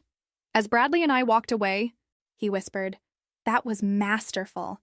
But that's just the beginning, isn't it?" I nodded, feeling not joy, but cold satisfaction. Tomorrow we move to phase 2. Tonight was about showing them we know everything. Tomorrow is about showing them what that knowledge will cost them. Back in my cabin, I finally allowed myself a moment of genuine grief, not for my husband, but for the life I had believed in. 15 years lost, trust shattered, future plans evaporated. But in its place was something unexpected, a sense of my own power. I had been blindsided by betrayal, but I had responded not with helpless heartbreak, but with calculated action. I sent one final text to Bradley before sleep. Thank you for today. Tomorrow we show no mercy. His response came immediately. They created this situation. We're just ensuring they experience the consequences they deserve. I fell asleep to the sound of a muffled argument through the wall, a lullaby of justice beginning to unfold. The third day of the cruise dawned bright and clear. Perfect weather for what Bradley and I had planned. While my husband and Vanessa had spent the night arguing, we had been finalizing details with various crew members and other passengers we had recruited to our cause. Our first encounter was at breakfast. We saw them at a corner table, hunched over coffee, looking exhausted and tense. Instead of approaching, we sat prominently in the center of the dining room, laughing and chatting with a group of passengers we had befriended. Specifically, 2 couples who turned out to be from my husband's industry. Rachel and Diana are from Westbrook Partners, I exclaimed as we passed their table later, gesturing to our new friends. Apparently, they've been trying to reach your company about that merger proposal. What a coincidence finding them here. My husband's coffee cup clattered against its saucer. Westbrook Partners was indeed a major potential client his company had been courting for months. Now they were learning about his business conference while he sat next to his lover. We're having drinks with them later, Bradley added cheerfully. You should join us. I'm sure they'd love to hear about your professional commitments. They didn't respond, but the message was clear. Their private affair was becoming increasingly public, with imminent professional consequences. By noon, we had implemented the next phase. During their scheduled couples massage at the ship's spa, they arrived to discover their appointment had been accidentally changed to separate treatments in different rooms. Meanwhile, Bradley and I enjoyed their original time slot, having befriended the spa manager with a generous tip and a convincing story about anniversary celebrations. Small disruptions continued throughout the day. Their lunch reservation mysteriously canceled, their shore excursion overbooked, their special requests lost in the system. Nothing dramatic enough to blame on sabotage, just a steady stream of inconveniences that were undermining their romantic getaway. But the real turning point came that evening. The ship's program included a passenger talent show followed by a dance contest. Bradley and I had signed up, and we had also entered my husband and Vanessa's names without their knowledge. "Our next contestants," announced the cruise director to the packed lounge, "join us celebrating a special occasion. Let's welcome David and Vanessa." A spotlight swung to their table, where they sat frozen in horror as their names were called. The crowd applauded enthusiastically. "We've heard they're celebrating a special relationship anniversary," the director continued, reading from the card I had submitted. 18 months of relationship bliss. Although I'm also hearing congratulations are in order for Vanessa's engagement. Wait, that can't be right. Confused murmurs spread through the audience as my husband and Vanessa remained glued to their seats, mortification evident on their faces. "Maybe they're feeling shy," Bradley called out from our table.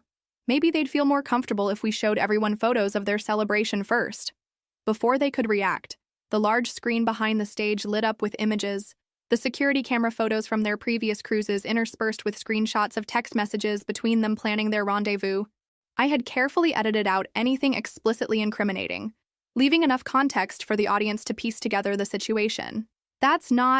We didn't authorize," my husband stammered, finally finding his voice as he stood.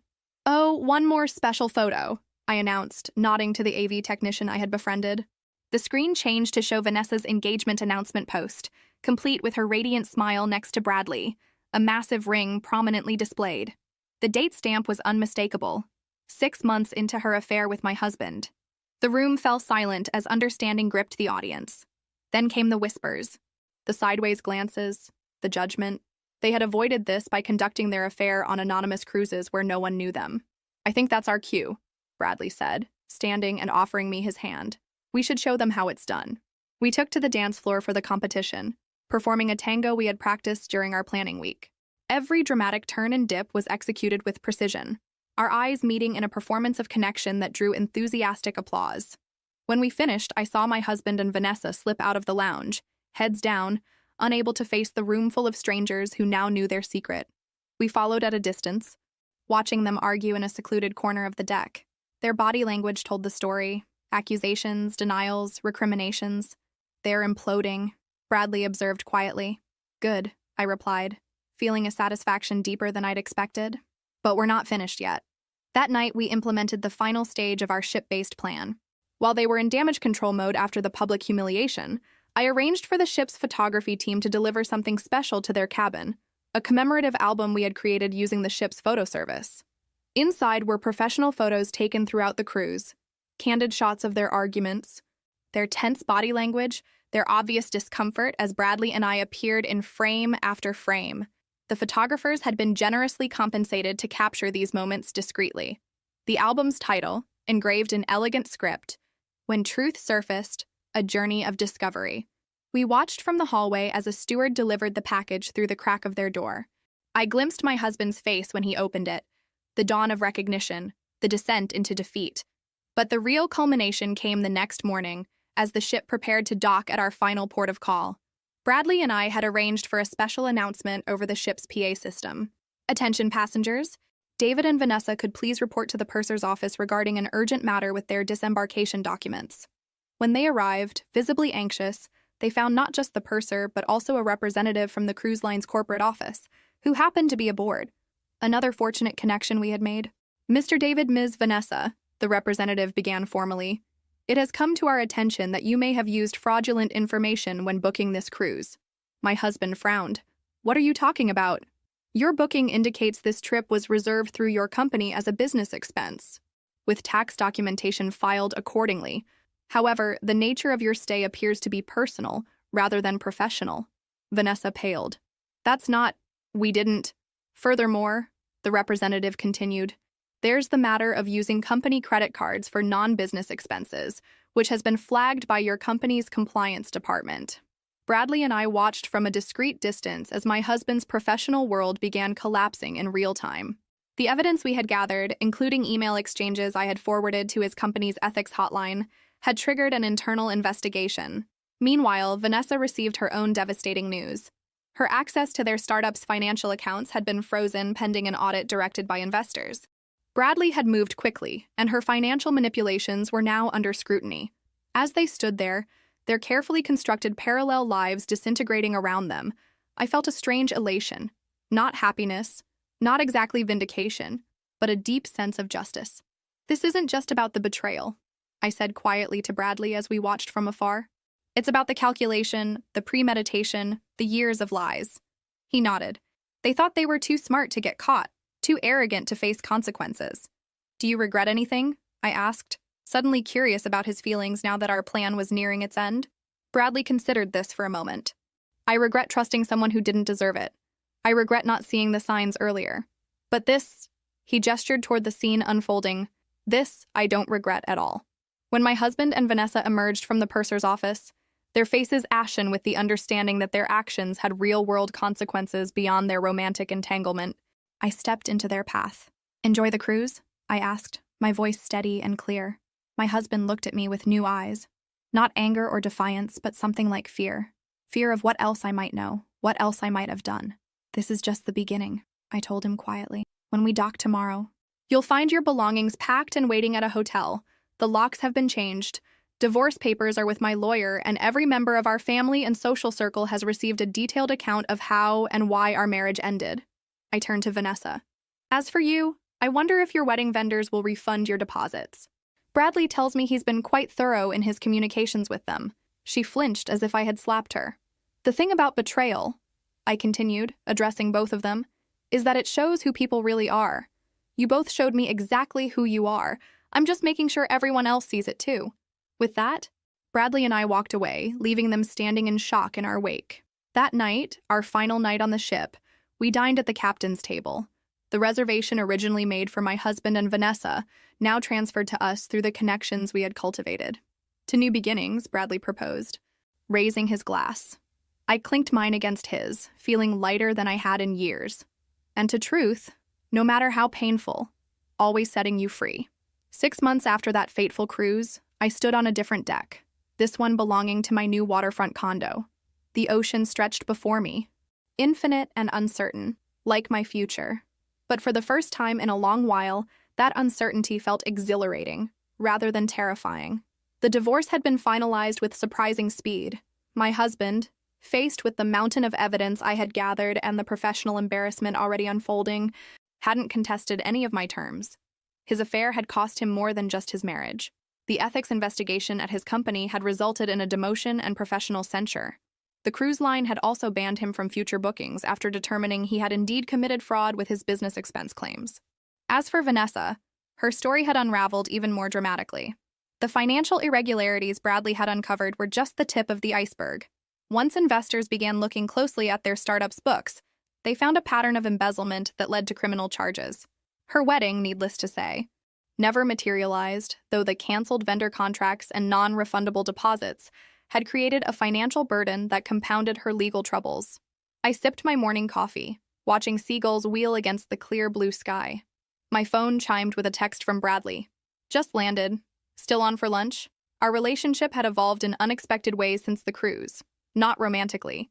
We were both too scarred for that leap, but into something equally valuable. A genuine friendship forged in the crucible of shared betrayal and recovery. We had stayed in contact through the aftermath, supporting each other through divorce proceedings, legal complications, and the emotional turbulence of rebuilding our lives. He had relocated to open a new office of his now thriving company in my coastal city, a business decision that had coincided with my own relocation after the divorce. "See you at the Pier restaurant at 1, I texted back as I prepared for our lunch. I reflected on how differently things had turned out from what either of us had expected when we boarded that cruise 6 months earlier, consumed with anger and betrayal. Neither of us had imagined emerging stronger, or finding a genuine connection with each other. The Pier restaurant was busy when I arrived, but Bradley had secured our usual table on the patio. He stood when he saw me, his smile genuine. "The Tokyo deal closed," he announced as I sat down. "The investors are thrilled. Congratulations! I raised my water glass in a mock toast. Not bad for someone whose fiancé tried to sink his company. He laughed, a sound that had become more frequent as the months passed. Speaking of sinking, did you hear anything about our favorite couple? I shook my head. Not directly, but Caroline mentioned seeing David at a conference last month. Apparently he's lost weight and looks haunted. Caroline, my former neighbor, had stayed firmly in my corner during the divorce. Vanessa's plea agreement was finalized, Bradley replied. Probation, restitution, and community service. Her parents had to mortgage their house for her legal fees. We exchanged these updates not with malice, but with the detached interest of people who had moved beyond the need for revenge. Satisfaction had faded into something more valuable: indifference. Our meal arrived and conversation shifted to our current lives. My new consulting business, his expansion plans, the charity gala we would both attend next weekend. I've been meaning to ask, Bradley said as we finished dessert. That cruise line sent me a promotional email yesterday. Caribbean itinerary, special offer for holiday travel. I raised an eyebrow. Planning another revenge cruise so soon? Actually, he said, his expression turning serious, I was thinking about reclaiming the experience. A trip with no agenda or manipulation, just enjoyment. Sounds good, I replied, surprised by his suggestion. Would you consider coming? As friends? He added quickly. I think we both deserve to experience a cruise that isn't organized around someone else's betrayal. I considered his offer, this unexpected invitation to revisit the scene of our strange alliance. 6 months ago, I would have recoiled at the idea. Now, I found myself nodding. I'd like that, I said simply. As we walked along the waterfront after lunch, I realized something profound had shifted. The cruise that was meant to expose betrayal had inadvertently revealed something entirely different: my own resilience. I had survived not just my husband's infidelity, but the collapse of a future I had believed in completely. You know what? I said as we paused to watch sailboats in the harbor. Sometimes I almost want to thank them. Bradley looked surprised. Thank them for what? For forcing me to become someone stronger than I ever knew I could be. For inadvertently introducing me to a true friend. I gestured between us. Their betrayal was painful, but what came after? I wouldn't change it for anything. He nodded slowly. I've had the same thought. If Vanessa hadn't cheated, I'd be married to someone who was willing to steal from our company and lie to my face daily. Instead, I'm here, rebuilding something authentic. The sun gleamed on the water, casting everything in golden light. In that moment, I realized the most unexpected outcome of all. True closure doesn't come from revenge, however satisfying it might be. It comes from building something new from the wreckage, something honest and real. So, Bradley said, checking his watch, I should head back for my conference call. But about that cruise, winter vacation, New Year's itinerary, I smiled, feeling a lightness that had once seemed impossible. New Year sounds perfect, an appropriate way to start the next chapter. As we said goodbye, I took one last look at the ocean, the same ocean we had sailed during that fateful cruise. The water that had carried us through betrayal now stretched before me as a symbol of possibility. The horizon was open, the future unwritten, and for the first time in years, I was genuinely excited to see what came next.